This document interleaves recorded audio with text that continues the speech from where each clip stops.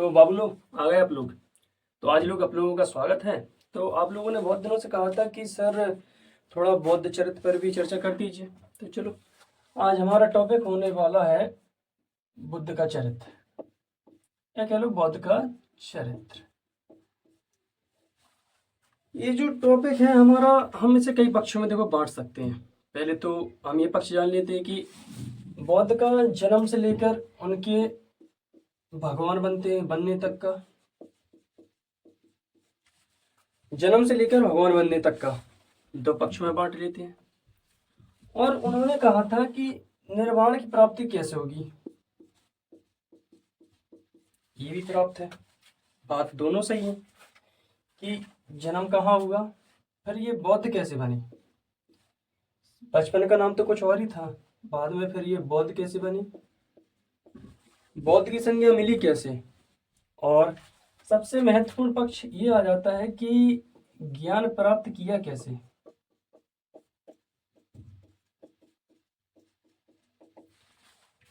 ज्ञान प्राप्त किया तो किया कैसे। तो चलो आज ये वीडियो तो बहुत लंबी होगी, लेकिन मैं कोशिश करूंगा कि वीडियो थोड़ी लंबी ना हो और हम थोड़े संक्षिप्त में सभी पर थोड़ी थोड़ी चर्चा कर लेंगे। तो देखो, अगर बौद्ध के ऊपर हम बात करें तो हम कई घंटों तक बात कर सकते हैं और एक दिन भी हो सकता है पूरा। बौद्ध का ग्रंथ है, छोटे मोटे नहीं है। इन्होंने बहुत सी ज्ञान दिए हैं, बहुत सी कहानियां प्रचलित हैं इनके बारे में, और उन्हीं में से हम एक कहानी उठाएंगे आज।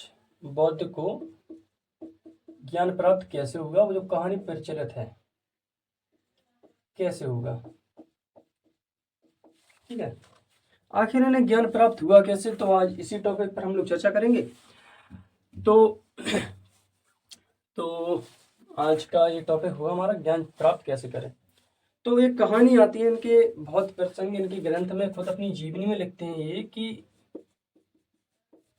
जब ये राजकुमार थे, महलों में रहते थे। भाई एक कुटुंब था, मतलब राजकुमार नहीं थे, एक छोटे से साहूकार के परिवार में इनका जन्म हुआ था। ठीक है बाबू, जन्म हुआ था तो एक ऐसे व्यक्ति थे कि इन्हें संसार में कुछ दिखाई नहीं गया था, महल में रहते थे। अब जो व्यक्ति महल में पला पड़ा हो, दुनिया बाहर क्या देखा होगा उसने कि व्यक्ति कैसे रहते हैं, आम व्यक्ति रहता कैसे, कैसे खाता है, कैसे कमाता है, उसे उसके बारे में कुछ ज्ञान नहीं था, ना उन्होंने कभी देखा था। क्योंकि उनकी जो परवरिश हुई थी एक अच्छे खानदान में हुई थी और महल में हुई थी, तो बाहर की दुनिया उन्होंने देखी नहीं थी।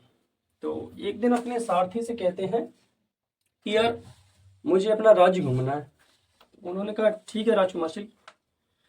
तो अपने साथ सारथी के साथ जाते हैं, तो राज्य की यात्रा करते हैं। और गली में उन्होंने चार पक्षों को देखा जो कि बहुत प्रचलित हैं। चार पक्ष कौन कौन सी हैं। तो पहला पक्ष देखा उन्होंने कि एक व्यक्ति जा रहा है, वृद्ध है, वृद्ध व्यक्ति देखा। क्या देखा, वृद्ध व्यक्ति देखा। उन्होंने देखा, अपने सारथी से पूछा कि यार ये बूढ़ा व्यक्ति क्या कर रहा है यहाँ पर। वो के सारथी ने जवाब दिया कि सर सबके साथ ही ऐसा होता है।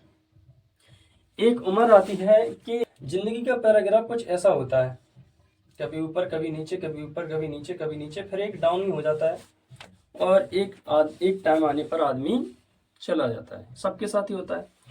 और फिर दूसरा पक्ष आता है, उन्होंने एक पीड़ित व्यक्ति को देखा।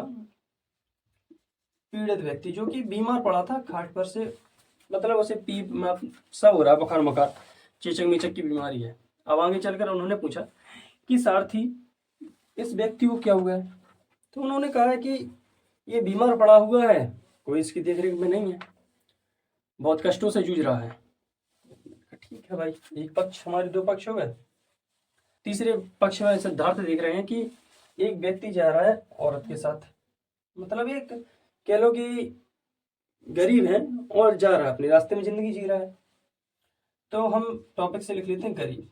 ठीक है, गरीब जा रहा है, देख रहा है वो, फिर अपने सारथी से कहते हैं सारथी ये लोग क्या जा रहे हैं। तो उन्होंने कहा है कि सर ये एक व्यवहारिक जीवन है, सभी के साथ होता है और हम एक टाइम आने पर भी आप भी इस जीवन में उतर जाएंगे। ठीक है। फिर उन्होंने जाकर लास्ट में देखा एक सन्यासी को, जो कि अपनी सन्यासी को जाकर देखते हैं। वो देखते हैं कि एक सन्यासी है, कपड़ा मपड़ा, गले में कुंठी माला, हाथ में कुछ कमंडल वमंडल लेके मस्त मौला आदमी बैठा है पेड़ के नीचे, तपस्या कर रहा है। चेहरे पर तेज प्रसन्नता है सन्यासी की। तो सारथी से पूछते हैं, बौद्ध में सारथी से पूछते हैं, सारथी ये कौन है? सारथी कहता है कि सिद्धार्थ जी, ये राजकुमार जी, ये सन्यासी है जो कि अपनी तपस्या कर रहा है। उन्होंने कहा, वाह, मतलब सभी से दूर, और प्रसन्नता देखो चेहरे पर कितनी मुक्त है। तो उन्होंने से जाकर मिलते हैं ये। और फिर जब वापस लौट रहे थे तो एक विचार चल रहा था। जब कोई दृश्य देखते हैं, कोई भी आम इंसान जब दृश्य देखता है तो मन में विचार जरूर आते हैं कि कौन सा पक्ष सही होगा, इन चारों में कौन सा पक्ष सही होगा। देखो कोई भी दृश्य आप भी देखते हो तो एक विचार सा नहीं आता है कि शायद ऐसा क्यों किया होगा इसने। आता है, कॉमन सी बात है, आएगा ही। गर्लफ्रेंड की फोटो देखने को नहीं बोल रहा हूँ मैं। यहाँ देखो, यहाँ देखो, तो चारों पक्ष हमें सामने दिख गए हैं। क्या क्या उन्होंने कहानियां बताई। सन्यासी जाकर मिलते हैं कि बाबा आप कैसा जीवन जी रहे हो। उन्होंने कहा, कैसा जीवन? कुछ नहीं रखा है इनमें, सब मोह माया है। कहा, है मोह माया है? तो भाई जब शाम को महल लौट रहे थे तो रात भर सो नहीं पाई, 2 रातों तक जगते रहे ऐसे ही प्रॉपर कि यार मन में विचार चल रहे हैं कि ये जीवन सही है, वो जीवन सही है। और फिर लास्ट में जाके इन्होंने निर्णय लिया कि मुझे इन सब के लिए कुछ करना है। और इनका कहना था कि मनुष्य के जीवन में दुख ही दुख है, मनुष्य के जीवन में दुख ही दुख है। अब कई साहित्यकार इन्हें मानते हैं कि ऐसा होना संभव नहीं है। मनुष्य के जीवन में दुख भी होते हैं और सुख भी होते हैं, लेकिन इन्होंने एक ही संज्ञा दी है, कि मनुष्य के जीवन में दुख ही दुख है। अब कई साहित्यकार आलोचक ये कहते हैं कि नहीं, मनुष्य के जीवन में सुख और दुख दोनों होते हैं, हम एक पर किसी पर आरोप लगा नहीं सकते। दुख भी होते हैं, सुख भी होते हैं। तो ये आलोचना बहुत से लोग करते हैं और ये कहीं ना कहीं मुझे लगता है सही भी है। अब उन्होंने उस टाइम परिस्थितियां ऐसी देखी थी कि उन्हें लगा कि नहीं, उस टाइम उन्होंने परिस्थितियां क्या देखी थी, उन्होंने एक वृद्ध देखा, एक पीड़ित देखा, एक गरीबों को देखा और एक सन्यासी को भी देखा। तो उन्हें लगा कि मनुष्य के जीवन में क्या है, दुख ही दुख है। समझ रहे ना? तो दुख ही दुख है। अब कई आलोचक बाद में ये कहते हैं कि नहीं, मनुष्य के जीवन में दुख है, सुख है, दोनों मिनिमम है। और फिर बात सही भी है कि सुख और दुख दोनों है, लेकिन परिस्थितियां देखा कुछ और था और ये लोग कुछ और देख रहे हैं, तो निर्णय दोनों के अलग अलग है।